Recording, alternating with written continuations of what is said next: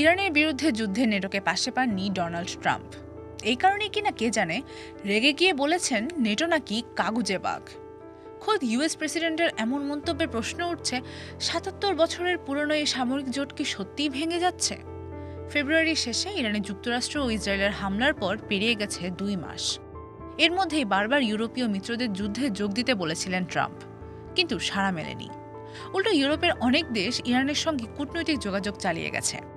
Hormuz প্রণালী বন্ধ হয়ে ইউরোপ ক্ষতিগ্রস্ত হলেও তারা সামরিক পথে হাঁটেনি।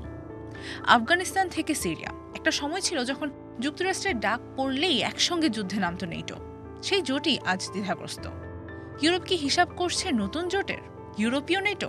৪০-এর দশকের মাঝামাঝি সময় দ্বিতীয় বিশ্বযুদ্ধের পর পশ্চিমা বিশ্বের সাথে স্পষ্ট বিভাজন তৈরি হয় সোভিয়েত ইউনিয়নের।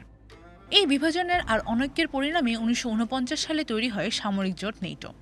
এর লক্ষ্যই ছিল বিশ্বে সোভিয়েতের প্রভাব ঠেকানো আর ইউরোপের স্থিতিশীলতা নিশ্চিত করা। দুই পক্ষই নিজেদের শক্তি দেখানোর জন্য আলাদা আলাদা নিরাপত্তা বলয় তৈরি করে। উত্তর আটলান্টিকের দেশগুলো নিয়ে গড়ে ওঠে নেটো, আর সোভিয়েতের নেতৃত্বে কমিউনিস্ট দেশগুলো গড়ে তোলে ওয়ার্সো প্যাক্ট নামে একটি জোট। শুরু হয় স্নায়ুযুদ্ধ। নেটোর মূল শক্তি ছিল সম্মিলিত প্রতিরক্ষা। এক দেশের উপর হামলা মানে সবার উপরে হামলা। এই নীতি আর্টিকেল 5 নামে পরিচিত। তবে বাস্তবে এটি প্রয়োগ হয়েছে মাত্র একবার, ২০০১ সালের 9/11 হামলার পর। স্নায়ুযুদ্ধ শেষে সোভিয়েত পতনের পর নেটোর চরিত্র বদলায়। ইউরোপের নিরাপত্তা থেকে শুরু করে আফগানিস্তান, ইরাক, লিবিয়া সবখানেই সক্রিয় হয় জোটটি। নেতৃত্বে ছিল সেই যুক্তরাষ্ট্রই। তবে হাল সংকটের প্রসঙ্গ শুধু ইরান নয়, বরং দীর্ঘদিন ধরে জমে থাকা অসন্তোষ সামনে আসছে।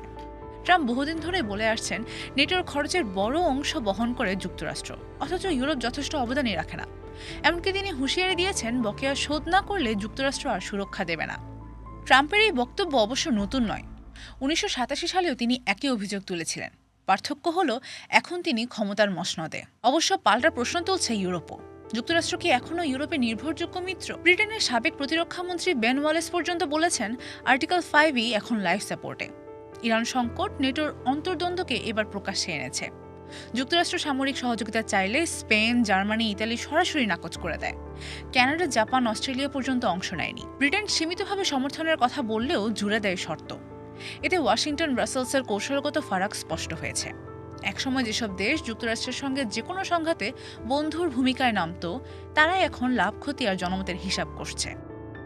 ইরান ইস্যুর আগেও অবশ্য নেটোর সঙ্গে যুক্তরাষ্ট্রের সম্পর্কে ফাটল ধরে গ্রিনল্যান্ড নিয়ে। ট্রাম্প প্রকাশ্যেই বলেন যুক্তরাষ্ট্রের নিরাপত্তার জন্য অঞ্চলটির দরকার, প্রয়োজনে জোর করে হলেও দখল করা হবে।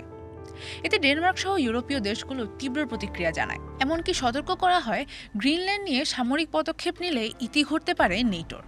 এমনকি ট্রাম্প নিজেও স্বীকার করেছেন এই ইস্যুই ইউএস নেটো বিরোধের সূচনা। সহযোগিতা না পাওয়ায় যুক্তরাষ্ট্র এখন মিত্রদের উপর চাপ বাড়াচ্ছে। ফাঁস হওয়া তথ্য অনুযায়ী কিছু দেশকে নেটোর গুরুত্বপূর্ণ পদ থেকে সরানোর পরিকল্পনা করছে ট্রাম্প। এমনকি স্পেনকে বাদ দেওয়ার কথা আলোচনায়ও এসেছে। এর আগে অবশ্য একাধিকবার নিজেই নেটো থেকে বের হয়ে যাওয়ার হুমকি দিয়েছেন তিনি। তবে তা ছিল মৌখিক হুমকি পর্যন্তই। নেটোতে বহিষ্কারের কোনো নিয়ম না থাকলেও এমন বার্তা রাজনৈতিক চাপ তৈরি করছে।